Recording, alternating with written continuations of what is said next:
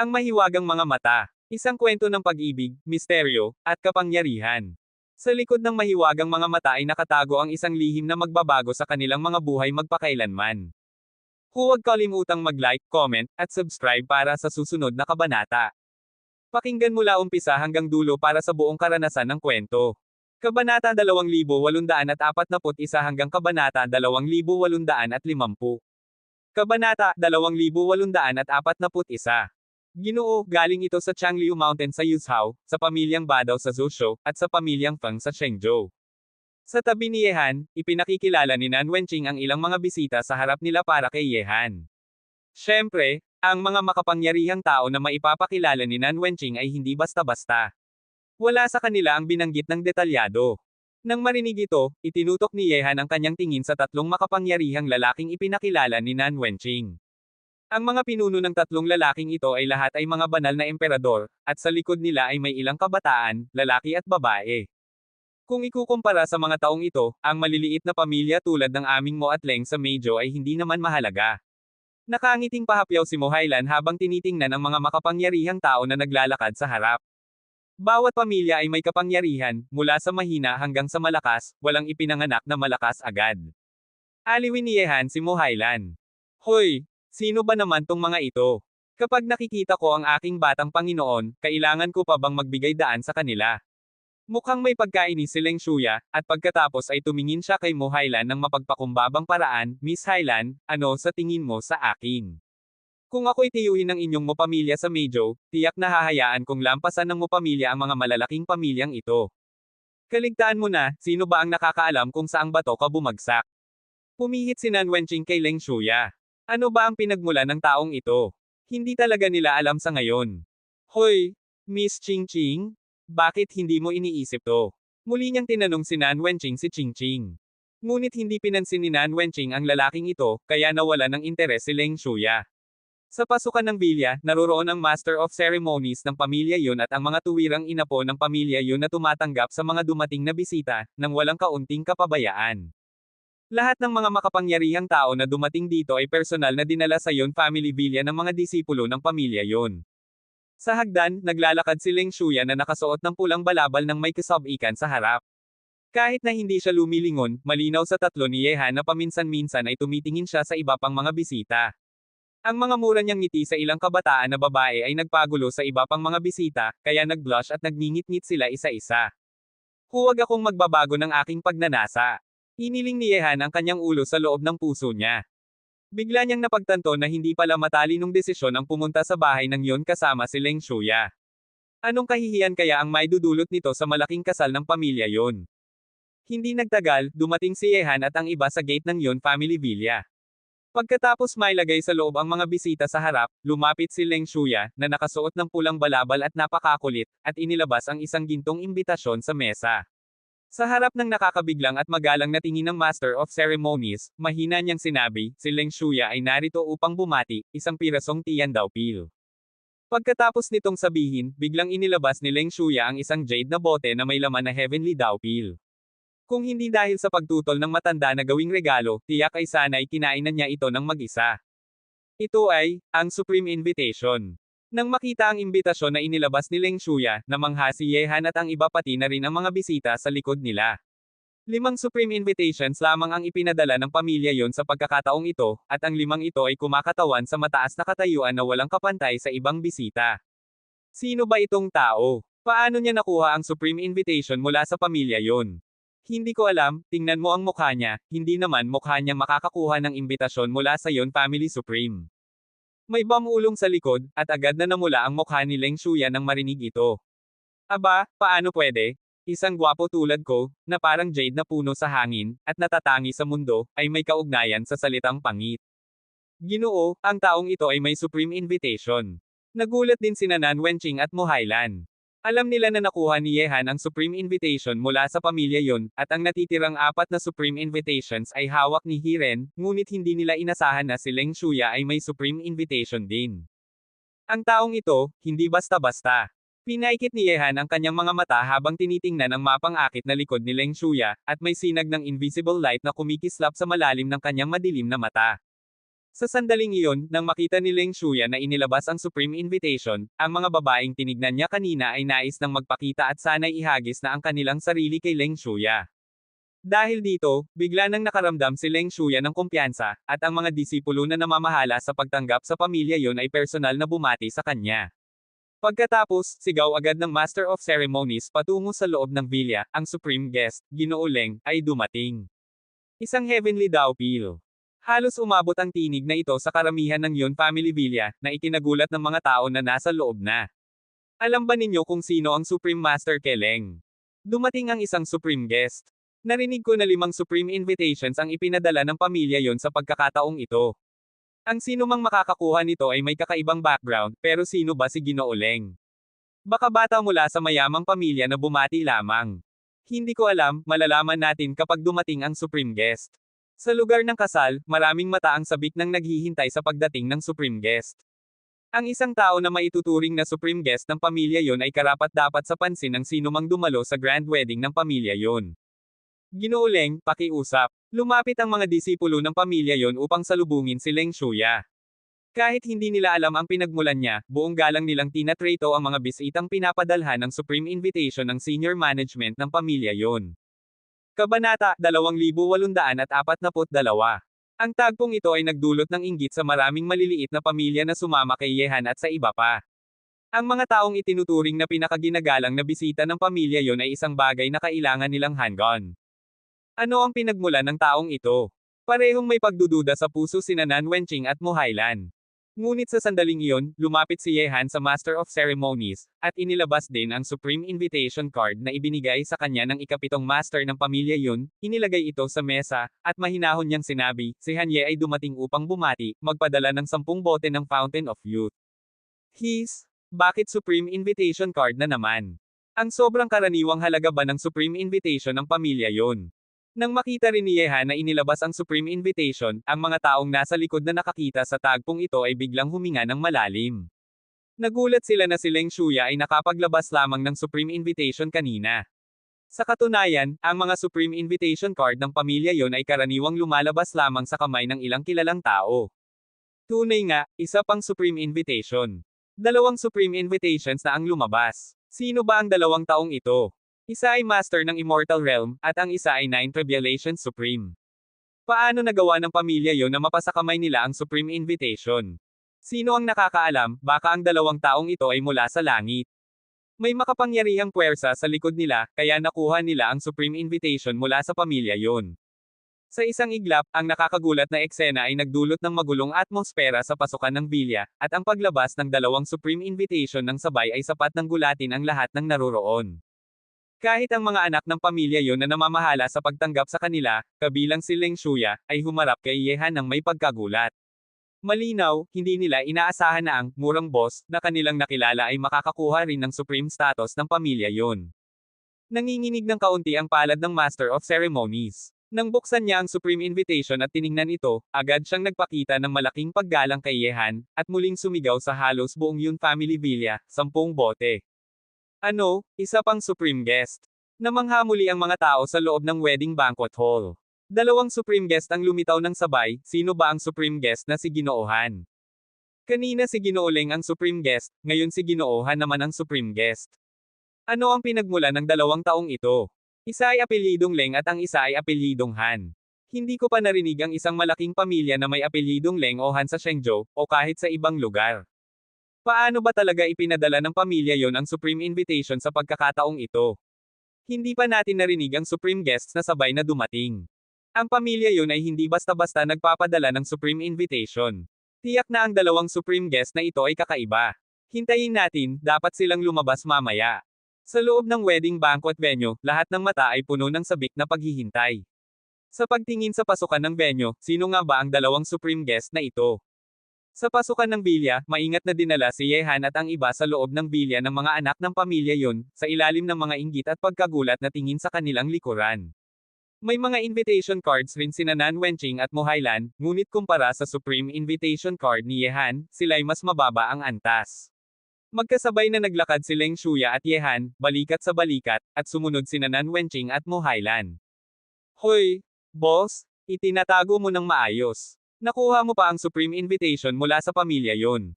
Baka may malapit kang relasyon sa matanda ng pamilya yon. Nilagay ni Leng Shuya ang kamay sa balikat ni Yehan, habang ang mga mata niya ay umiikot sa katawan nito. Agad inalis ni Yehan ang kamay ng lalaking ito, at sinabi, hindi ko alam. Wala ka rin ba ng supreme invitation? Mukhang karapat-dapat ka, lakas ng loob, na mapansin ng pamilya yon.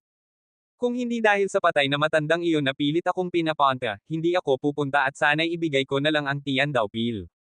Dismaya at may kirot na sabi ni Leng Shuya. Malaking kapakinabangan ang kapaligiran. Napakakaunti ng alchemiste na makakapag-refine ng ganitong elixir, at napakabuti nito na bihira itong makita. Sa oras na ito, habang dinala si Yehan at ang iba sa wedding banquet hall, nakita nila ang isang lalaki na nasa gitnang edad na nangunguna sa mga master ng pamilya yun upang salubungin sila sa harap. Ha. Ang presensya ng dalawang supreme guest ay magpapalago sa aking pamilya yon. Tumawa ang bisita, puno ng kasiglahan ang mukha niya, at sa kanyang maluwag at walang pag-aalinlangan na karakter, hindi maiwasang humanga ang tao sa kanya sa unang tingin, at siya ang tao mula sa pamilya yun na nagpadala ng supreme invitation kay Yehan sa Fenglin Kie. Humingi ng pabor, Gunan humingi ng pabor. Muhailan mula sa pamilya mo, nakilala ko na si Yun Kie. Nagbigay galang sina Nan Wenqing at Muhailan, at tumawa si Yun Kie, hindi nyo kailangang maging masyadong magalang. Ako ang dapat magpasalamat sa inyo na nakarating kayo sa aking pamilya yon para bumati. Pagkatapos nitong sabihin, tumingin si Kie yon kay Yehan at Leng Shuya, at patuloy na ngumiti, batang Panginoon Hanye, muli tayong nagkikita. Maligayang pagdating sa pamilya yon. Hoy, hindi ba dapat ako ang batiin nila kung batiin mo sila? Galit na itinaas ni Leng Shuya ang ulo. Haha, gaya ng inaasahan sa tagapagmana ng Jinglian Sorcerer Sage. Talagang kakaiba, dalawang batang Panginoon, tinatanggap kayo ng pinuno ng aking pamilya. Tumawa ng malakas si Yun Kie at sinabi. Kabanata 2843. Nang marinig ito, nagtinginan si Yehan at Leng Shuya. Bago pa man makapagsalita si Yehan, lumakad si Leng Shuya palabas na mataas ang ulo at puno ng kayabangan, na para bang siya ang tunay na Panginoon, at hindi rin ito pinansin ni Yun Kie, pinangunahan lamang siya sa unahan. Ang tatlo ni Yehan ay hindi nagkaroon ng ibang pagpipilian kundi sumunod. Ang pinuno ng pamilya yon ay isa ring kilalang tao sa Shenzhou. Bagamat ang tunay na lakas ng pamilya yon ay ang pinuno mismo, isang nakakatakot na powerhouse na Holy Wheel Emperor, ang pamilya yon ay palaging napanatili ang kanilang kasaganaan, at bawat pinuno ng pamilya yon ay may pambihirang kakayahan. Sa ilalim ng pamumuno ni Yun Kie, hindi dumiretso si Yehan at ang iba sa wedding banquet hall, kundi sa isang malaking bulwagan sa loob ng villa. Sa daan, mabigat ang seguridad ng buong Yun family villa, at may hindi mabilang na malalakas na tao sa liwanag at sa dilim. Mahirap para sa sino man na makapasok sa kailaliman ng Yun family villa kung hindi personal na ginabayan ng mga miyembro ng pamilya Yun. Siyempre, bilang isang sinaunang pamilya na may 5,000 taong kasaysayan, normal lamang na may ganitong malakas na depensa ang pamilya Yun. Sa sandaling dumating si Yehan at ang iba sa bulwagan, naroon ang isang nakangiting lalaki sa gitnang edad at isang binatang nakasuot ng maliwanag na pulang balabal, puno ng kagalakan, na naghihintay sa kanilang pagdating. Patriarch, nandito na sina Ginoo Leng at Ginoohan. Hawak ni Yun Kie ang mga kamay sa gitnang edad na lalaki sa ulo ng bulwagan, at pagkatapos ay lumipat sa gilid. Nagbigay galang din si Yehan at ang iba sa pinuno ng pamilya yon. Old Chi, salamat sa iyong pagsisikap. Ngumiti ng bahagya ang lalaki sa gitnang edad, tumayo at tumingin kay Yehan at sa iba, at sinabi, ang mga disipulo ng Jinglian Wusheng ay talagang kakaiba. Takot lang akong bigyan kayo ng kaunti pang panahon. Matagumpay ninyong natalo ang Holy King, ito ay mas magaling pa kaysa sa aking pamilya yon, Muching. Hoy! Siyempre, sinabi na ng patay na matanda ko na sa loob ng 2 taon, malapit na ang Holy King. Hindi naman nagbaba ng tingin si Leng Shuya, kahit nakaharap ang isang malaking tao tulad ng pinuno ng pamilya yon, siya pa rin ang walang pakialam. Matapang at walang hiya si Leng Shuya. Hehe, talagang hindi ka pala mapagpakumbaba. Ngumiti ng bahagya ang pinuno ng pamilya yon, at sinabi, ang Jinglian Wusheng ay parang diwata sa gitnang henerasyon sa Central God Territory. Hindi ko alam kung gaano siya kagaling nitong mga nakaraang taon. Hoy! Matigas na ang buto ng matanda, at hindi siya mamamatay kahit na gusto niya. Sa pamamagitan ng paraan, sinabi ng matanda na hayaan ang matanda ng pamilya yun na magkaroon ng oras na laruin ang chess game sa kanya. Daang taon na ang lumipas, at hindi pa natatapos ng matanda ang isang laro ng chess. Napangiti si Leng Shuya. Nang marinig ito, biglang tumawa ang pinuno ng pamilya yon, at sinabi, maganda na ikaw ang inapo ni Wu Sheng at ng matanda niya.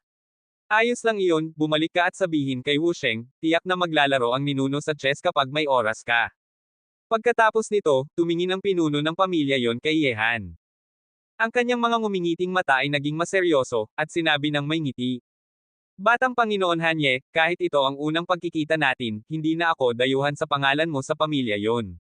Kahit na ikaw ay nasa 9 Tribulations Supreme Realm lamang, natalo mo ang Half-Sage sa Zuaozhou gamit ang isang daliri, pinatay ang Saint King gamit ang isang suntok, pinatay ang Saint King gamit ang isang daliri sa Wuji State, at pinasabog ang Holy King gamit ang isang kamay, ang mga gawaing ito ay bihira sa kasaysayan.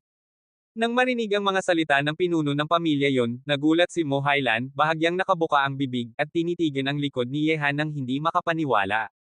Napuno ng pagtataka ang kanyang mga mata, tinitingnan si Ye Han na parang halimaw, ang batang boss na ito ay tunay na 9 Tribulation Supreme, at pinatay ang napakaraming Holy Kings ng mag-isa.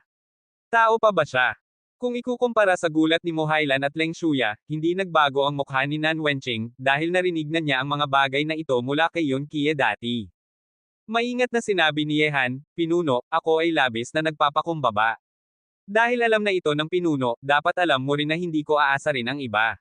Sino mang tapat na ituring akong kaibigan, ituturing ko rin siyang kaibigan. Hehe. Ginoo Hanye? Ang pamilya yun at ikaw ay magkaibigan na, hindi ba? Ngumiti ng bahagya ang pinuno ng pamilya yon, kapag dumating ka, ang pamilya yon ay hindi lamang bisita, kundi kaibigan din. Kung kailangan mo, maaari kang makipag-usap sa pamilya yon, lagi kaming nagbibigay ng pinakamahusay sa mga kaibigan. Niyakap ni Ye Han ang kanyang mga kamay at sinabi, salamat, pinuno. Kung kailangan, aking aabala ang pinuno. Hehe. Sige. Hindi ko hahabain ang oras ng inyong kabataan. Muching, kilala mo na si Ginoo Hanye, dalhin mo sila sa wedding banquet hall. Tandaan, si Ginoo Hanye at Ginoo Leng ay pareho naming kaibigan. Inutusan ng pinuno ng pamilya yon. Papa, huwag kang mag-alala, alam ni Muching ang gagawin.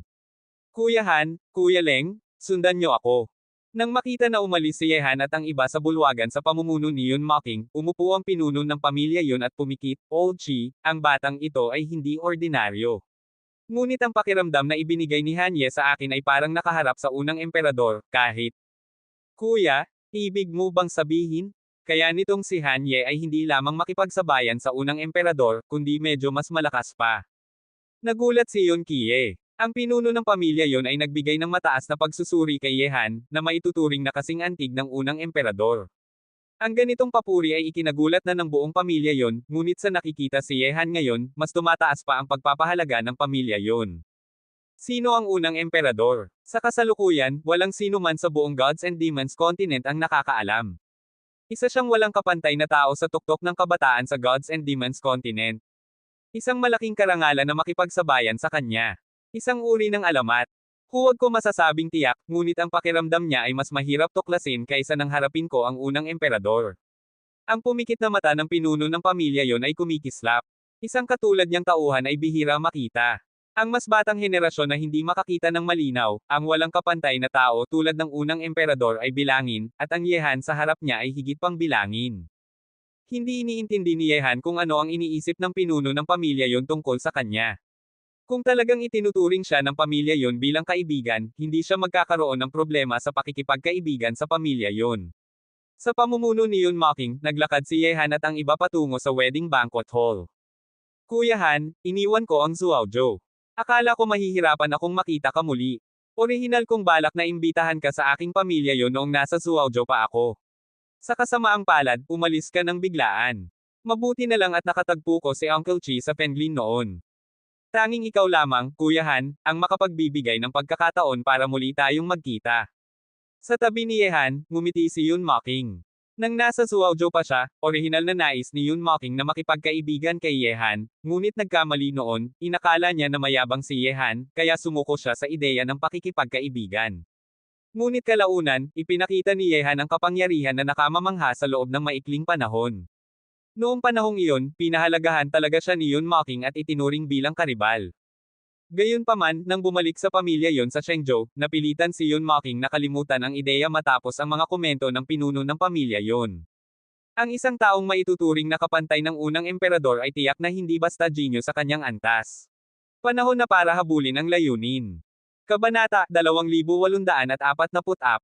Ngumiti si Yehan at sinabi, Kuya Yon, magkikita rin tayo muli kung nakatakda.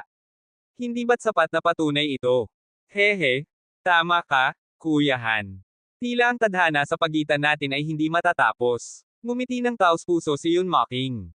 Hindi lamang intensyon ng pamilya yon na makipagkaibigan kay Yehan, kundi natural din sa isip ni Yun Mocking ang ganitong ideya. Hindi alam ni Muching ang buong detalye ng pinagmulan ni Yehan, ngunit kahit na wala itong makapangyarihang puwersa sa likod niya, basta bigyan lang siya ng panahon, tiyak na makapagtatatag siya ng puwersa na mas malakas pa kaysa sa pamilya yon. Hoy, tanong ko lang sa inyo dalawa, pwede ba hindi maging parang babae? Kami, lalaki, may heart-to-heart relationship, depende sa anong tadhana, sa tingin nyo ba ikaw ang boss? Pagkatapos magsalita, lumapit si Leng Shuya kay Yehan na may pabirong mukha, ngunit tinaboy siya agad ni Yehan, ano ba ang iniisip mo? Paano naman iyon, boss? Ikaw ang boss na kilala ko, Leng Shuya. Kahit na magdesisyon ako, hindi kita sasaktan, boss. Ipinakita ni Leng Shuya ang bahagyang inis sa tingin niya kay Yehan. Ang tingin niya ay parang sa boudoir, kaya't napatawa si Yun Mocking. Hindi naglaon, sa pamumuno ni Yun Mocking, dumating si Yehan at ang iba sa wedding banquet hall, ngunit hindi maiiwasang maging sentro ng atensyon. Hindi na pinayagan ni Yehan si Yun Mocking na personal na ipasok sila, kundi isang nakababatang lalaki ang nagdala kay Yehan at sa iba sa loob, at naupo sila sa harapang upuan. Nag-cross-legged si Yehan, Nan Wenqing, at Muhailan, na magkakalapit, at si Leng Shuya ay nasa tabi nila. Sa oras na ito, nagtipon na sa wedding banquet hall ang maraming makapangyarihang tao, karamihan ay kilala sa lahat, mga tanyag na personalidad. Aking Panginoon, base sa pagkakaayos ng mga upuan, karamihan sa mga inimbitahan sa malaking kasalan ng pamilya yon ay dumating na, iilang tao na lang ang wala pa. Sa wedding banquet hall, tanging sina Yehan at ang iba ang may upuan sa harapan na bakante pa, habang ang ilan sa likod ay puno na. Nang marinig ang sinabi ni Nan Wenqing, tahimik na tumango si Yehan. Walang dodang ang mga bisitang nakaupo sa harap ay mga makapangyarihang tao. Mahirap sa mga bisitang ito, ngunit sa mundong ito na lakas ang pinakamahalaga, ganoon talaga ang sistema. Kung hindi aprobado ni Yun family si Yehan, malamang ay isa lamang siyang karaniwang miyembro ng karamihan sa likod. Habang sinusuri ni Yehan ang mga bisita, naramdaman niya ang isang kaaway na tingin sa kanya. Nang tiningnan niya ang direksyon, nakita niya sa diagonal na tapat ang isang pamilyar na mukha na malamig ang titig. Si Yekung, kasama sina Lang Dong at Fujitora sa party ng 100 Flowers Valley, ay nakatutok sa galing ni Yehan. Hindi ko inakala na lalabas ang taong ito sa malaking kasalan ng pamilya yon, ngunit tama lang, ang mga taong nak-contact ni Lang Dong ay tila darating sa Yun family ngayon, at ang walang awang Serious Shanghai ay darating rin, sakto para mahirapan siya sa malaking kasalan ng Yun family, at wala nang puwang sa Holy State. Hindi kalayuan sa gabi, napansin rin ni Fujitora si Yehan at ang iba. Para sa kanya, parang tinek ito sa lalamunan, kaya hindi siya masaya. Fujitora, kilala mo ba ang binata sa kabilang banda? Tanong ng patriarch ng Teng family sa tabi ni Fujitora. Nang marinig ito, pumangit ang ekspresyon ni Fujitora. Sinabi ni Tenglong sa tabi niya, Ama, siya ang nakatalo sa kuya sa Baihua Valley gamit ang isang daliri. Nang marinig ito, frozen ang kanyang nakasimangot na mukha. Natalo ni Fujitora ng isang hindi kilalang binata sa Baihua Valley. Alam na ito ng Teng family, ngunit hindi inaasahan ni Fujitora na ang batang nakatalo sa kanyang anak ay nakaupo sa harapang upuan. Napaka-espesyal ng pagtanggap sa Yun family. Alam ni Teng Zon ito ng husto. Huwag magpadalos-dalos, ito ang pamilya yon. Wika ni Teng Zon na walang emosyon. Sa labas ng wedding banquet hall, may mga taong papalapit. Ang mga dumating ay napakalakas, tila ni sweep nila ang buong bulwagan, kaya mahirap hindi mapansin. Dumating na ang mga tao mula sa pamilya Lang, pati na rin ang pamilya Serious. Narinig ko, may kompetisyon sa pagitan ng Lang family at Yun family. Bagamat maayos sa ibabaw, hindi sila payapa sa dilim. Matapos maging top genius, ang status ng Lang family sa Shenzhou ay hindi rin mababa sa Yun family. Tigilan ang kwento, pumasok na ang Lang family. Sa labas, sabay pumasok ang mga miyembro ng Lang family at Serious family sa wedding banquet hall. Sa ilalim ng mga tingin ng tao sa loob, ginabayan sila ng mga anak ng Yun family sa harap at naupo. Ang pagdating ng Lang family at Serious family ay umakit ng atensyon ng lahat, kabilang sina Yehan at iba pa. Ngunit, Kahit lang family o serious family, dumating sila sa Yun family na may malakas na presensya, tila sinusupil ang lahat ng makapangyarihang tao. Boss, malakas ba ang kanilang pinagmulan? Tanong ni Leng Shuya, na nakatingin sa kanila ng rebeldeng mukha, halatang inis. Ang pinakamasama, may mas mabangis pa sa kanya. Sabi ni Nan Wenqing, sila ay miyembro ng Lang family at Serious family sa Shenzhou. Puwersa sila na maihahambing sa Yun family. Sa kanila, pagkatapos ipanganak si Lang Ya sa Lang family, may hangarin siyang talunin ang Yun family. Lang Ya, narinig ko may Lang Ya sa Xinwu Academy, baka siya iyon. Nangilati si Leng Shuya. Hindi siya natatakot sa Lang family, lalo na kay Lang Ya. Dagdag pa ni Nan Wenqing, wala nang ibang Lang Ya sa Shenzhou, ngunit naririnig kung nagre-retreat siya sa Xinwu Academy, kaya malamang ay hindi siya lalabas sa malaking kasalan ng Yun family ngayon. Nang marinig ito, ngumiti si Leng Shuya at sinabi, sayang naman, kung hindi, kailangan ipakita ng batang master ang Lang family, isang Lang Ya lang ay hindi sapat para maging mayabang sa harap ng batang master. Hindi tinutulan ni Nan Wenqing ang sinabi ni Leng Shuya, dahil alam niya ang pinagmulan ni Leng Shuya, ang Jinglian Wusheng, isang alamat sa Central God Realm, isang mythical na nilalang sa puso ng maraming nakatatandang henerasyon. Kabanata 2845. Bukod dito, naranasan na ni Nan Wenqing ang lakas ni Leng Shuya, kung makikipaglaban siya kay Lang Ya, maaaring hindi manalo si Lang Ya. Aking Panginoon, narito na ang mga taong may sama ng loob sa iyo sa party sa Baihua Valley. Mukhang hindi sila basta susuko. Tiningnan ni Nan Wenqing ang Lang family, Serious family, Fujitora, at Ye family. Ang mga pamilyang ito, kabilang sina Ye Kong, Fujitora, Serious Xiaoyu, at Lang Dong, pagkakita nilang naroroon si Yehan, biglang naging seryoso ang kanilang mga mata. Sabi ni Yehan, huwag kang mag-alala, ito ang Yun family. Hindi nila basta-basta gagawin ang gulo sa ngayon.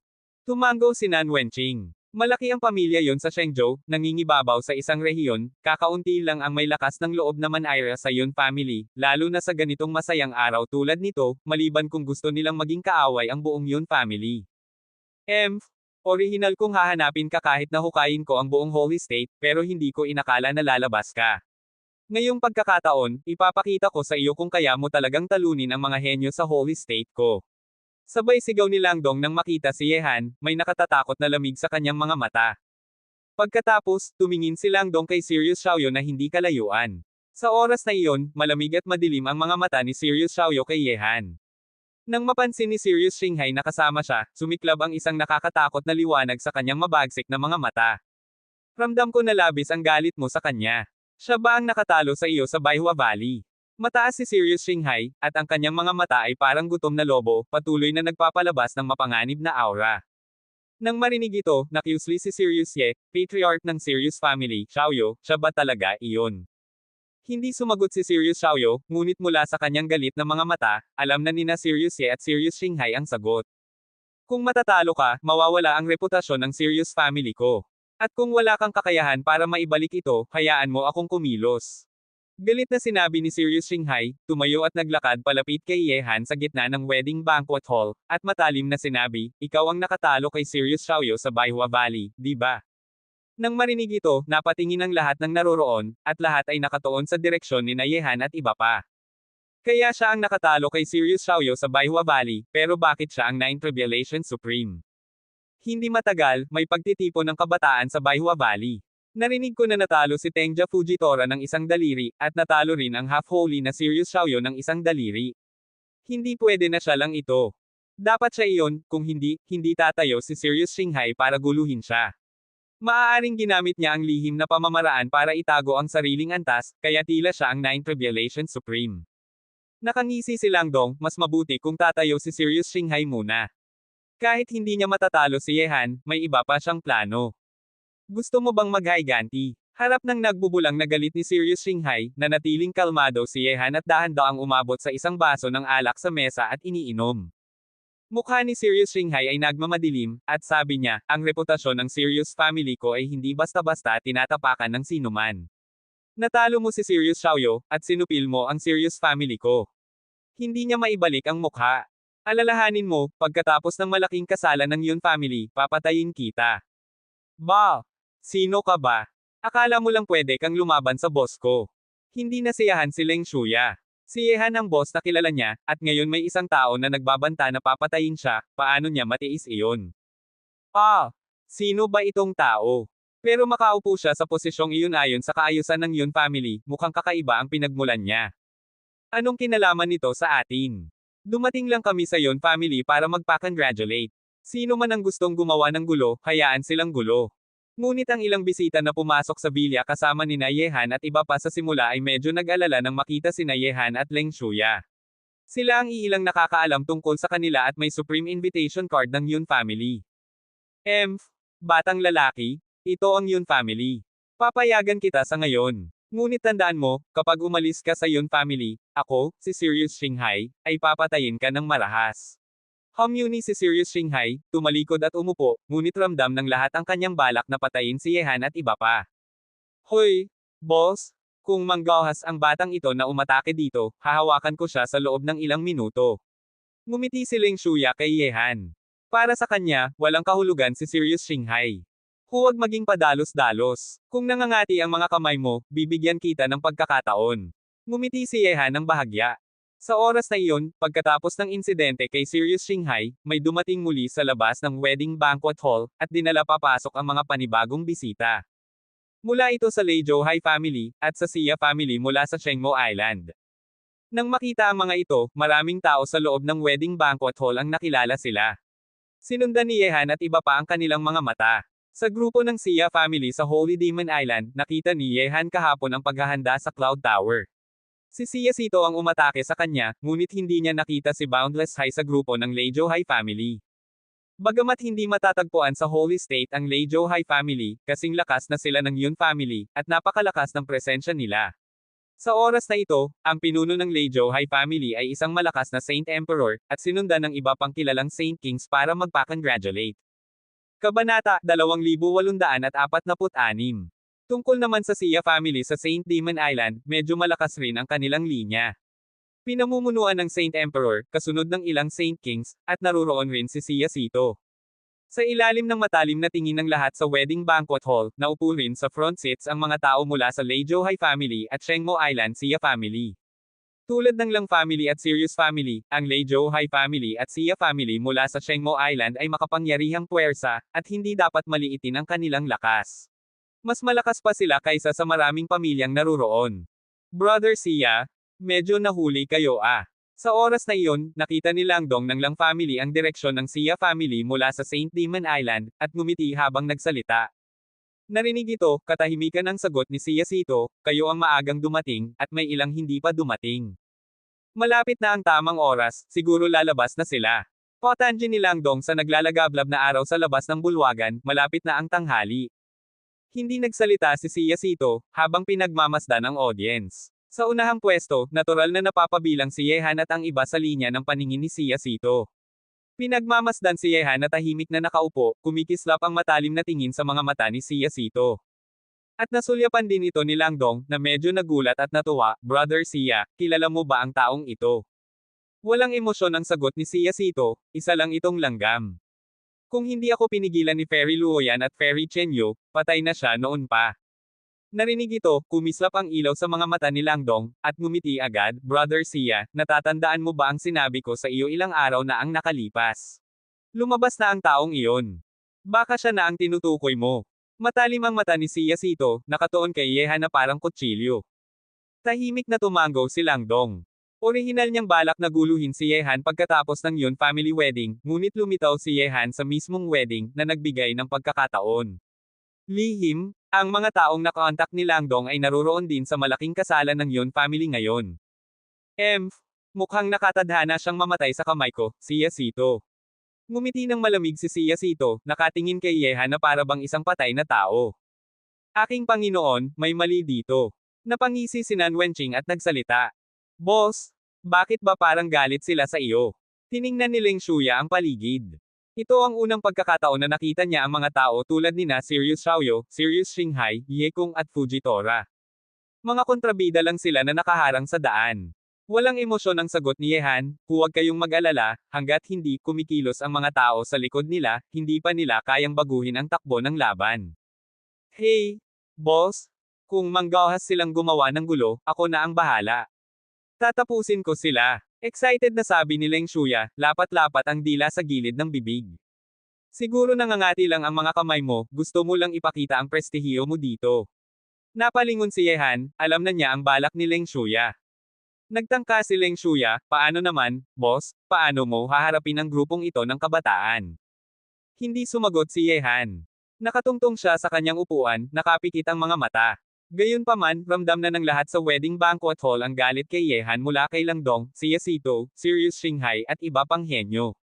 Hindi siya masyadong nagsalita, hanggat hindi, nanatili siyang kalmado. Hoy, narito na rin ang mga tao mula sa Baihua Valley at Zuyuan Ice Palace.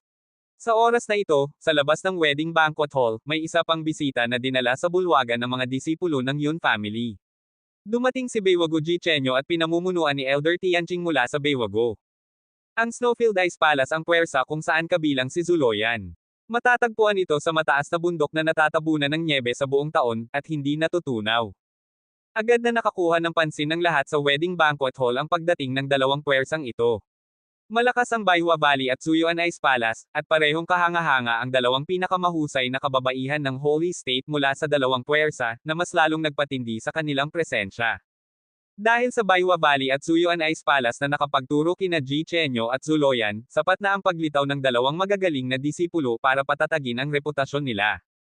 Maraming tao ang napanganga, dahil sina Jichenyo at Zuloyan ay bihira, maganda at may pambihirang talento at lakas. Kahit paggamitin bilang kasangkapan sa kasal, pwede nilang abutin ang matataas na tagumpay. Matapos lumitaw sina Jichenyo at Zuloyan, nakuha ng mga batang talento ang kanilang pansin dahil sa kagandahan, kasama si Leng Shuya. Kung hindi lang tumitig si Yehan, tiyak na aakyat na siya sa kanyang pwesto. Hey, boss, tingnan ko lang para siguradong hindi ako makagulo. Ngumiti si Leng Shuya, ngunit halatang hindi siya makaupo ng tahimik. Napangiti si Yehan at sabi, ilagay mo ang mga iniisip mo sa tabi, maraming tao dito ang humahanga kina Jichenyo at Zuloyan. Kung gagalitin mo silang lahat, mawawala ang iyong mukha. Hey, kung mamatay sa ilalim ng peony flower, pwede rin akong maging multo. Wala talagang pakialam si Leng Shuya. Sa kanyang buhay, isang bagay lang ang hindi niya kayang tanggihan, ang kagandahan. Para kay Leng Shuya, ang magandang babae ang pinakamagandang obra ng langit, at siya ang dakilang tagapangalaga ng mga obrang ito. Kabanata 2847. Hoy, narito na rin ang mga tao mula sa Zhao family sa Shenzhou, pati na rin ang Lu family at isa pang Lu family. Lumitaw si Muran, at kasunod ng mga tao mula sa Baihua Valley at Zuyuan Ice Palace sa likod ng wedding banquet hall. Sa labas ng bulwagan, dumarating na naman ang iba pang bisita. Hindi na bago ang mga makapangyarihang tao na narito, ang tatlong pamilyang ito ay kasing lakas ng Lang family at Sirius family, at hindi dapat maliitin. Sok-sok! Mukhang halos kalahati ng puwersa sa Holy State ay inimbitahan sa malaking kasalan ng Yun family. At huwag nang banggitin ang mga puwersa mula sa ibang estado. Sa kasalukuyan, sa Yun family, tanging ang malalakas sa antas ng Holy Emperor lang ang naroroon. Halos 20 na sila. Hindi lang karamihan sa kanila, kundi lahat. Narinig ko, ang Yun family ay nagpadala rin ng invitation sa Xinwu Academy, at nakatanggap ng invitation si Yixian Tian at Tian K Mountain mula sa Yun family.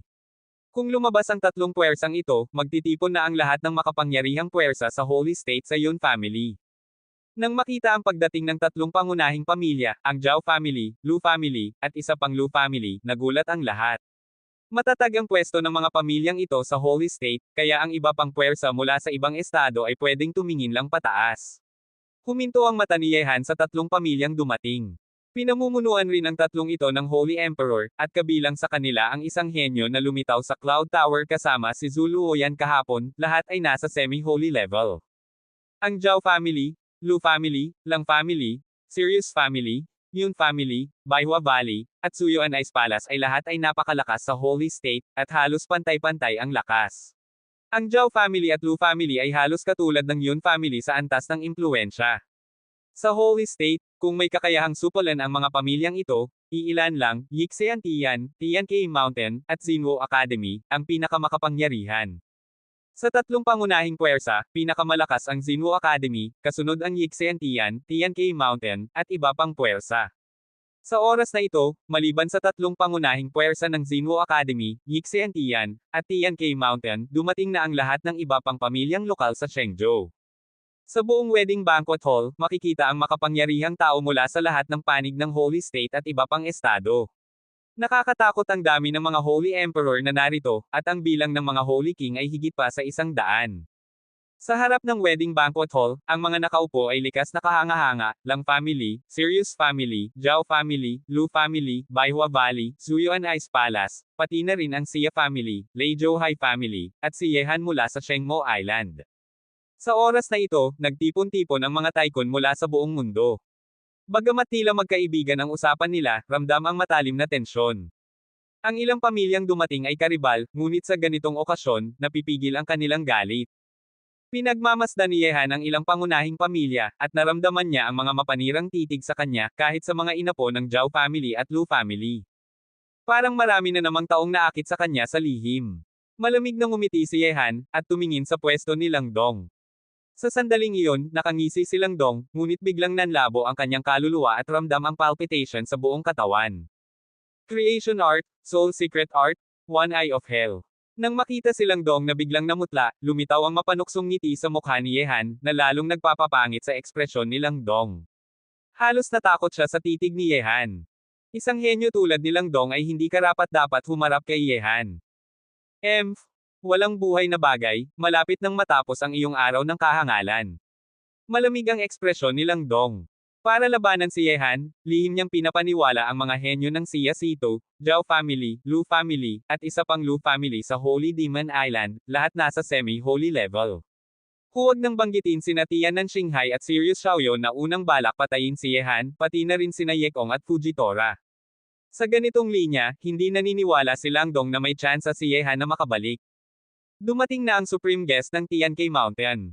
Biglang narinig ng lahat mula sa labas ng wedding banquet hall ang tinig na ikinagulat ng marami. Ang supreme guest ay tumutukoy sa taong may Yun Family Supreme Invitation Card, taas ng status at prestihiyo, hindi mapapantayan ng ordinaryong bisita.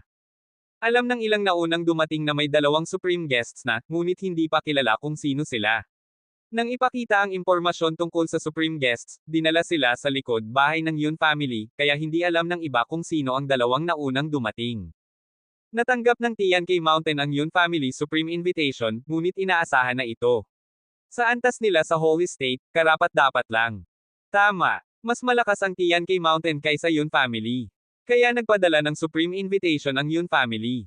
Sa kasalukuyan, may dalawang Supreme Invitations, at sino ang may-ari nito? Walang nakakaalam pa. May 3 bakanteng invitation, nakuha ng Tiancay Mountain ang isa, 2 pa ang natira. Sa gitna ng usapan ng karamihan, lumitaw ang ilang tao sa ibabaw ng wedding banquet hall, ang ika-7 master ng Yun Family, ang pinuno ng Yun Family, at si Yun Mocking. Kilala ito ni Yehan at Leng Shuya. Personal nilang tinanggap ang dumating na pinakamataas na bisita. Kasunod ng pagdating ng pinuno ng Yun Family, dumating ang mga tao mula sa Supreme Guest Tiancay Mountain, kabilang si Chen Jianan na kilala ni Yehan at iba pa, kasama ang ilang malalakas na tao mula sa Tiancay Mountain. Si Tianzhu Great Elder ng Tiancay Mountain. Narinig ko, nasa tuktok na siya ng Holy Dao Emperor. Nang makita ang dumating, nagulat ang marami. Kabanata 2848. Nang makita ito, ngumiti ang pinuno ng Yun Family at sinabi, kaya pala ito ang Great Elder Tianzhu. Malayo pa kami sa antas ninyo, huwag kayong magulat. Ngayon ay malaking araw ng Yun Family, Master Yun, napaka-polite ninyo. Banayad na sabi ng Elder Tianzhu, at naupo ng cross-legged sa isang prominenteng pwesto sa harap ng wedding banquet hall, sa ilalim ng mapanuring mata ng marami. Kasama niya si Chen Jianan na nakaupo rin ng cross-legged, tila walang pakialam sa mga bisitang naruroon. Nang makita ito, bahagyang ngumiti ang pinuno ng Yun Family at hindi pinansin. Dumating na ang supreme guest. Biglang, nang magulat ang lahat sa pagdating ng Tiancay Mountain, bilang isa sa mga nangungunang puwersa sa Holy State, dumating din ang Yixian Tian. Sa sandaling ito, sabik na nakatingin sa labas ng wedding banquet hall ang lahat ng nakarinig. Agad nilang nakita ang isang magandang babae na nasa kanyang 30 taong gulang, kasama ang isang karaniwang batang lalaki. Hoy, ito na ang Yixian Tian. Narinig ko, bihira siyang lumabas sa Shenzhou. Bakit siya dumating sa wedding hall ng Yun Family ngayon? Hindi ko alam, pero mukhang mahirap ang malaking kasalan ng Yun Family ngayon, kahit ang mga bihirang lumabas ay lumabas pa. Nang makita ang magandang babae mula sa Yixian Tian, maraming tao sa wedding banquet hall ang kumunat ng noo. Ang babae ay may pangalang nagpasabog sa buong Holy State 100 taon na ang nakalipas, pati ang Xinwu Academy ay natakot dito. Kaya pala dumating ang Great Elder Yixian Tianzhu. Patawad sa pagka-late mula sa Yun family. Sa loob ng wedding banquet hall, pinangunahan ng pinuno ng Yun family ang pagtanggap sa kanya. Nang marinig ito, bago pa makapagsalita ang magandang babae, may nagulat na tinig mula sa labas ng wedding banquet hall, dumating na si Elder Seven Knights ng Supreme Master Zinwo Academy. Elder Seven Knights. Nang marinig ito, nagulat ang lahat. Dumating ang isa pang Supreme Guest, siya rin ang Elder Kie ng Zinwo Academy. Elder Seven Knights. Sa pagdating ni Elder Jujo, ang magandang babae mula sa Yixiantian, dumating na ang huling Supreme Guest. Ang Zinwo Academy, ang overlord ng Holy State, kahit sa buong Central God Territory, ay isang first-class force, at ang kanilang nakakatakot na antas ay maihahambing sa Ancient Family at Ancient Orthodoxy. Siguradong siya nga si Elder Kie. Isa siya sa top 10 law enforcement elders ng Zinwo Academy. Mataas ang kanyang status doon. Hindi ko inasahan na siya ang kinatawan ng Zinwo Academy na bumati sa Yun family. Lubos na nagulat at na-excite ang mga tao sa wedding banquet hall, kabilang ang Lang family, Zhao family, Lu family, Sirius family, Saint Demon Island, Baihua Valley, at iba pang lokal na puwersa sa Holy State. Lahat sila ay nakatingin sa labas ng bulwagan. Kahit sina Tian K. Mountain, Great Elder Tianzhu, at Elder Jujo ng Yixiantian ay nakatingin palabas ng wedding banquet hall pagkatapos umupo, ang Zinwo Academy ay matatag na sa Shenzhou ng halos 10,000 taon, at hindi masukat ang kanilang background. Sa Shenzhou, sina Yixiantian at Tian K. Mountain lamang ang malalakas na puwersa na pangalawa lamang sa Zinwo Academy. Ngunit alam lamang ni Yixiantian at Tian K. Mountain na sa kanilang backgrounds, hindi sila makakakumpara sa Zinwo Academy. Kahit sa buong Central God Territory, iilan lamang ang puwersang makakakumpara sa Zinwo Academy. Sa ilalim ng paningin ng lahat, sa labas ng wedding banquet hall, may isang mid-aged na lalaki na may silver hair na nasa kanyang mga 40 taon ang dahan-daang naglakad. Kahit nasa middle age na, gwapo pa rin siya at may kakaibang aura. Bilang isa sa mga elders ng Zinwo Academy, si Elder Seven Knights ay may aura na hindi kayang titigan ng karaniwan, bunga ng mahabang pagsasanay at legacy. Siguradong siya nga si Elder Kie. Nang makita ang silver-haired na lalaki, lalong tumindi ang nakakagulat na mga tingin. Mahirap makita ang mga elders ng Zinwo Academy sa karaniwan. Siya nga si Elder Kie, pero si Langya ay sumusunod sa kanya. Hindi ba siya nagpa-seclusion? Paano siya nakarating sa malaking kasalan ng Yun family? Narinig ko, si Langya ay sumunod sa isang elder ng Zinwo Academy bilang kanyang guro. Ang elder na iyon ay si Elder Kie. Ngayon, dumating si Elder Kie para bumati sa Yun family, kaya isinama niya si Langya. Kasunod ni Elder Kie ang isang batang lalaki na may bahagyang masamang aura. Medyo kahawig ng mukha ni Langdong, ngunit mas tila espiritong masama. Kahit hindi magsalita, ang kanyang evil eyes ay parang kailaliman ng dagat, mahirap basahin. Sa sandaling ito, matapos makita ang eksenang ito, kahit ang mga mukha ni na Yun Kie at Yun Mocking ay hindi gaanong nagbago, nanatili silang alerto. Ngayon, ikakasal si Yun Mocking, at okay lang na dumating si Elder Kie para bumati, ngunit isinama pa niya si Langya, kaya may kakaibang hinala. Nakagawa na ba ng breakthrough si Yor? Bakit ka lumabas sa Zinwo Academy at dumating dito? Masaya ang mga miyembro ng Lang family sa pagdating ni Langya. Siya ang pinakamatatag na henyo sa ilang nakaraang henerasyon ng Lang family. Nais ng Lang family na umangat sa tulong niya. Ama, kung hindi pa nag-breakthrough ang kuya, hindi niya dapat aksayahin ang oras sa Yun family. Siguro, nakarating na siya sa level na iyon. Pinilas ni Langdong ang kamao, medyo sabik ang mata, at tiningnan ang mga miyembro ng Yun family sa taas. Malamig siyang ngumiti, dumating na ang panahon ng pag-angat ng Lang family. Tumingin muli si Langdong kay Yehan, maliit na ponka, hindi mo ba alam kung gaano ako kalakas bilang henyo sa Shenzhou? Kung alam kong darating ang kuya ko sa Yun family, hindi ko na kailangang pilitin ang mga tao. Ngayon, ipapahiya kita sa harap ng lahat ng tyrant sa Holy State. Yan ang elder ng Zinwo Academy. Ang taas ng pride niya. Talaga bang kamangha-mangha ang mga elders ng Zinwo Academy? Ngumisi si Leng Shuya. Normal lang ang arrogance. Kabanata 2849. Langya, dapat nakapag-breakthrough na siya sa level na iyon. Hindi gaanong pinansin ni Yehan si Elder Kie, ngunit ang masamang batang lalaki sa likod ni Elder Kie ang nagulat sa kanya. Hindi niya masabi ang lawak ng kapangyarihan nito, ngunit kahit magtago, wala itong silbi sa harap ni Yehan na may mata na parang nakikita ang 1,000 milya. Boss, ano ibig mong sabihin? Humigpit ang magandang mga mata ni Nan Wenqing, at napabigkas siya ng dalawang salita, Holy King. Holy King. Napahinto si Mo Hailan sa tabi. Hanggang ngayon, ang tanging nakapasok sa antas na ito sa buong Gods and Demons continent ay ang First Emperor, at wala pang ibang narinig. Boss, sinasabi mo ba na Holy King ito? May bahagyang pagkagulat sa mga mata ni Leng Shuya, kasabay ng pagtataka. Diretsyong sinabi ni Yehan, hindi niya ito maitago. Narinig ito, lalo pang nagulat sina Nan Wenqing at Mo Hailan. Holy King si Langya. Kung kumalat ito, hindi lang sa buong Holy State, kundi sa buong Central God Territory, at pati sa buong Gods and Demons continent, magugulat ang lahat. Sa ngayon, ang alam lamang ng mga tao sa God and Demon continent ay ang First Emperor lang ang nakapasok sa antas na iyon. Hehe, narito na si Elder Seven Knights ng Xinwu Academy, at kumpleto ang karangyan ng Yun family. Ang pinuno ng Yun family ay kasama sina Yun Kie at Yun Mocking sa pagtanggap kay Elder Seven Knights ng Xinwu Academy. Ano mang kakaiba sa kanila, kailangan nilang magpakita ng magalang na pakikitungo. Nagbanat ng banayad ng ngiti si Elder Kie, Brother Yun, ngayon ay malaking kasal ng mas batang henerasyon ng Yun family. Nais kong bumati sa inyo sa ngalan ng Xinwu Academy. Hehe, karangalan para sa Yun family na kinakatawan ng Xinwu Academy. Elder Kie, Mr. Langya, maupo po kayo. Ngumiti ang pinuno ng Yun family. Brother Yun, magalang po kayo. Naupo si Elder Kie ng cross-legged sa pinakaunahang pwesto, sa harap ng mga mata ng lahat na puno ng o at takot. Ngunit nang dumaan sina Langya at Yun Mocking, ngumiti si Langya ng masama at bumulong sa kanila, matagal na, hindi ko inasahan na nasa semi-holy level ka pa rin, Yun Mocking Ching, labis akong nadismaya sa iyo. Napakunot ang noo ni Yun Mocking, ngunit naupo na si Langya ng cross-legged sa kanyang pwesto. Si Langya, bilang nangungunang disipulo ng Xinwu Academy, ay sikat sa buong Holy State at pati sa Central God Territory. Nararamdaman ng mga henyo sa wedding banquet hall ang kanyang presensya. Bilang lokal na henyo sa Holy State, alam nila kung gaano kakilakilabot si Langya. Kahit na nakipagtabla si Yun Mocking kay Langya dati, sa aspeto ng reputasyon, hindi rin pangkaraniwan ang low-key na Yun Mocking kumpara sa tanyag na pangalan ni Langya.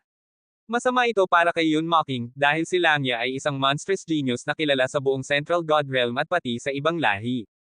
Sa sandaling ito, sa pagdating ng huling representative ng Xinwu Academy, kumpleto na ang lahat ng inimbitahang bisita sa malaking kasal ng Yun family. Ang lahat ng malalakas na puwersa sa Shengzhou ay inimbitahan ng Yun family, kahit na ang mga lihim na kalaban nila. Sa kabila ng lihim na pakikipag-away, magalang pa rin ang lahat sa ibabaw. Bukod sa malalakas na puwersa sa Holy State, may mga puwersa rin mula sa ibang estado, tulad ng malalaking pamilya ng Xia sa Holy Demon Island at Hai sa Lezhou. Sa lakas, hindi sila mababa sa Yun family sa Holy State. Dumating na ang lahat ng bisita. Ang kasalukuyang Yun family villa ay puno ng malalakas na tao, at ito ang pinakamatitingkad na lugar sa Shengzhou. Bawat kinatawan dito ay may kakayahang yumanig sa kani-kanilang rehiyon kapag lumabas. Sa loob ng wedding banquet hall, sa pagdating ng malalakas na puwersa tulad ng Tiancai Mountain, Yixie Tian, at Xinwu Academy, naging napakabuhay ang lugar. Ang mga malalakas na tao mula sa iba't ibang lugar ay nag-uusap at nagtatawanan. Paminsan-minsan, nakikipag-chat din sila kay Elder Kie ng Xinwu Academy. Sa lahat ng presenteng malalakas na tao, hindi alintana ang status o lakas, sina Elder Kie, Elder Tianzhou, at Elder Jujo ang may pinakamataas na status at pinakamalakas na lakas. Sa hanay ng mga henyo, si Langya ang pinaka-nakasisilaw. Pinangunahan na ni Langdong ang maraming henyo sa pakikipag-usap kay Langya. Ang tinutukoy mo ay siya. Wala akong interes sa ganitong tao. Maaari mong gawin ang gusto mo. Nandito lang ako ngayon para kay Yun Mocking. Hindi nagbago ang mukha niya, sa pagpasok niya sa antas na iyon, walang kalaban ang makakapagpakita ng kagalingan laban sa kanya. Narinig ito, tumawa si Langdong at sinabi, normal lang na maliitin siya ng kuya, pero may kaunting galing ang tao, kahit ang semi-holy na Sirius Xiaoyu ay natalo niya. Pero hindi mo kailangan gawin ang kahit ano, marami ng tao ngayon dito na ayaw sa kanya, sapat na para siya'y mapahiya. Oh, natalo ang half-sage. Sa narinig ko, medyo interesado na ako sa kanya. Tumingin si Langya sa posisyon ni Yehan at iba pa, nagulat, hindi ba niya matakpan ang kanyang totoong lakas? Kung hindi niya itinago ang totoong lakas niya, paano niya matatalo ang semi-sage gamit ang Nine Tribulation Supreme Realm niya? Bumulong si Yekong kay Yehan at napahuni. Hey, boss, mukhang pinag-uusapan nila kung paano ka haharapin. Madalas na tumitingin sina Langya at iba pa, at naramdaman ito ni Leng Shuya, ngunit ngumiti siya ng may pangmamaliit, tila hindi pinapansin ang anuman. Napangiti si Yehan at sinabi, hindi ba gusto mong ipakita ang iyong prestihiyo? Kung may pagkakataon na kumilos, ipapakita ko sa kanila. Nakita ito ni Leng Shuya, nagningning ang kanyang mga mata, at ngumiti sa gilid ng bibig. Boss, mabait ka talaga, huwag kang mag-alala, boss, kung okto sila, aalagaan ko sila, at hindi nila malalaman. Sabi ni Yehan, kaya kailangan kong paalalahanan ka, hindi basta-basta si Langya. Hey, boss, anong problema kung Holy King siya? Papatayin ko pa rin siya. Ngumiti si Leng Shuya nang walang pakialam. Kabanata 2850. Napakalakas ng kapangyarihan ni Leng Shuya. Sa harap ni Ji Chenyo at Zulu Oyan, dalawang semi-holy na henyo sa Kuyon Pavilion, napigil niya sila ng madali. At sa panahong iyon, hindi pa niya ipinapakita ang kanyang buong lakas, kaya gaano siya kalakas ay hindi pa rin alam ni Yehan sa ngayon. Di nagtagal, matapos dumating ang lahat ng bisita, nagsimula na ang wedding banquet ng Yun family. Sa pinakatuktok ng wedding banquet hall, nakaupo ang pinuno ng Yun family sa pangunahing pwesto. Itinaas niya ang baso para sa lahat ng may ngiti, at ang malakas niyang boses ay umalingaw-ngaw sa buong bulwagan. Lahat, ngayon ay araw ng kasal ng aking anak na si Muching. Ako, si Yun Jongjun, ay narito upang pasalamatan kayong lahat sa inyong pagod at oras na dumating dito, at iniaalay ko ang baso na ito bilang tanda ng aking paggalang. Napakamagalang ni Master Yun. Sana si Mr. Muching ay makapili ng magandang kapareha, at naway magpatuloy ang lahi ng Yun family ng matagal. Nag-aasawa si Young Master Mocking ng Yun family. Isang malaking pangyayari ito. Inaanyayahan tayo ng Yun family, kaya syempre, narito kami upang bumati. Sa wedding banquet hall, sabay-sabay na itinaas ng lahat ng makapangyarihan ang kanilang mga baso at bumati sa kanila. Ang eksenang ito ay napakaganda at nakakashock. Sa gitna ng lahat ng kagandahang asal, lumabas si Yun Mocking, bida sa araw na ito, kasama ang isang babae na may suot na pulang robe at may pulang belo sa ulo. Lahat ng mata ay nakatuon sa kanila. Ang babaeng may pulang belo at kaakit-akit na pangangatawan ay si Gangshu Wuking. Sa kabila ng belo, nakikita niya ang mga makapangyarihang tao sa lugar, at may kumikilo sa kanyang puso. Ang ganitong marangyang kasal ang pinapangarap ni Gangshu Wuking. At sa mga batang henyo na kilala niya, tanging si Yun Mocking lamang ang makakapagbigay sa kanya ng ganitong karanasan. Bilang pinakamagandang babae sa Zuaozhou, pride at arrogance ang taglay niya, kaya ang nais niyang asawa ay hindi pwedeng pangkaraniwan lamang. Isang batang henyo tulad ni Yun Mocking ang nararapat sa kanyang pamantayan. Ngunit bigla, tumutok ang malamig na tingin ni Gangshu Wuking sa isang pamilyar na mukha, at nanlaki ang kanyang puso. Isang taong nakapatay sa Holy King ng Palace family sa harap niya, at binasag ang pride ng buong Zuaozhou forces. Sa muling pagkikita kay Yehan, komplikado pa rin ang mukha ni Gangshu Wuking. Kung bumaba lang ng kaunti ang kanyang poster noon, maaaring iba ang takbo ng mga pangyayari sa araw na ito. Nang makapasok siya sa Yun family, natutunan ni Gangshu Wuking na binibigyang halaga ng Yun family si Yehan. Lalo niyang naunawaan na ang lalaking ito ay hindi basta-basta, isang divine dragon na maaaring lumipad sa ibabaw ng siyam na langit sa hinaharap. Pagkatapos, sa wedding banquet hall, sa harap ng lahat, isinagawa ni na Yun Mocking at Gangshu Wuking ang seremonya ng paggalang sa kanilang mga magulang. Matapos uminom ng isang baso ng alak, umalis sila, at naging mas masigla ang bulwagan. Ang mga pamilyar sa isa't isa ay nagiinuman at nag-uusap tungkol sa mga pangyayari sa mundo. Ngunit sa gitna ng kasiyahan, sa tabi ni Elder Kie, tumayo silang yan na may masamang ekspresyon. Tumingin siya sa pinuno ng Yun family at sinabi, Yun si Uncle, ngayon ay araw ng kasal ni Brother Muching. Dahil ito ay masayang pangyayari, masyado itong boring kung dito na lang titigil. Maraming henyo ang dumating sa Yun family ngayon. Bakit hindi nila ipakita ang kanilang galing, ang lakas ng kanilang mga katawan at kamay, upang magdagdag ng kasiglahan sa kasal? Narinig ito, napahinto si Yun Jongjun sa kanyang ngiti. Lahat sa wedding banquet hall ay nakatingin ng bahagya. Hehe, magandang suhestyon ni Mr. Langya. Agad na pumayag ang patriarch ng Ye family ng may ngiti.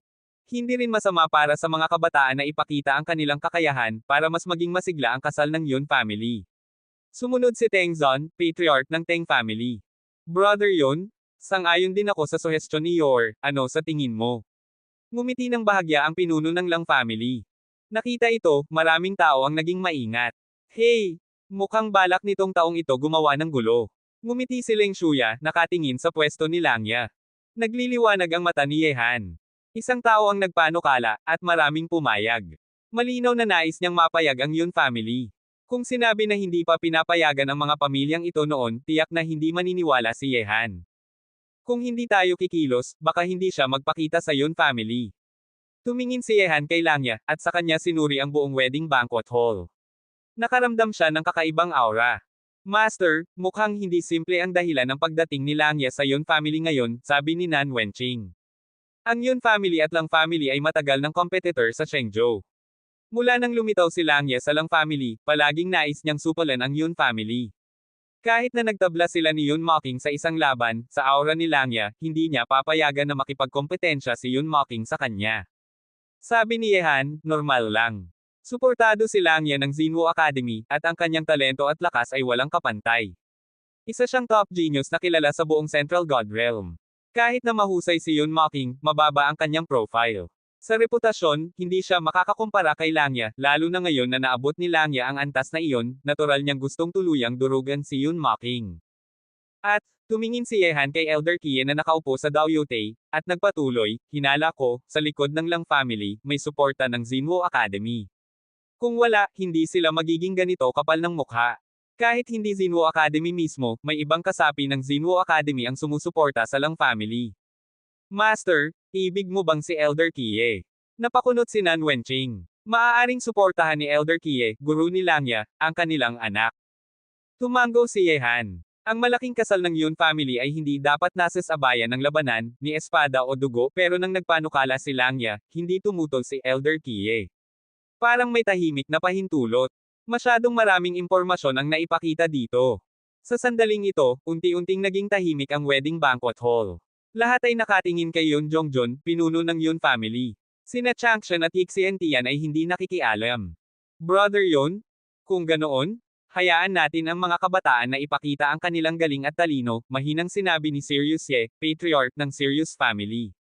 Narinig ito, lalo pang hindi maganda ang ekspresyon ng pinuno ng Yun family. Naramdaman din ni 7th Master Yun ang kakaibang aura, pati na rin ni Yun Mocking.